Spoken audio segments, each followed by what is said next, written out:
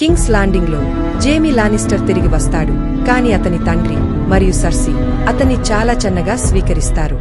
జోఫ్రీ మరియు మార్గెరీ వివాహానికి ఏర్పాట్లు జరుగుతున్నాయి.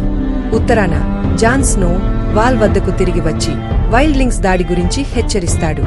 కాని అతని సహచరులు అతన్ని వైల్డ్లింగ్స్ తో కలిసి నడిచినందుకు, ఇగ్రిత్తో సంబంధం పెట్టుకున్నందుకు విచారణ చేస్తారు. డెనేరిస్ మీరీన్ వైపు ప్రయాణిస్తూ తన సైన్యాన్ని నడిపిస్తుంది.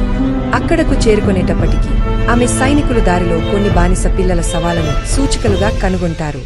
ఇంకా సాన్సా స్టార్క్ తన కుటుంబం హత్యల గురించి విని ఆమె విచారంగా ఉంటుంది. ఆర్యా స్టార్క్ మరియు ద హౌండ్ ప్రయాణిస్తూనే ఉన్నారు.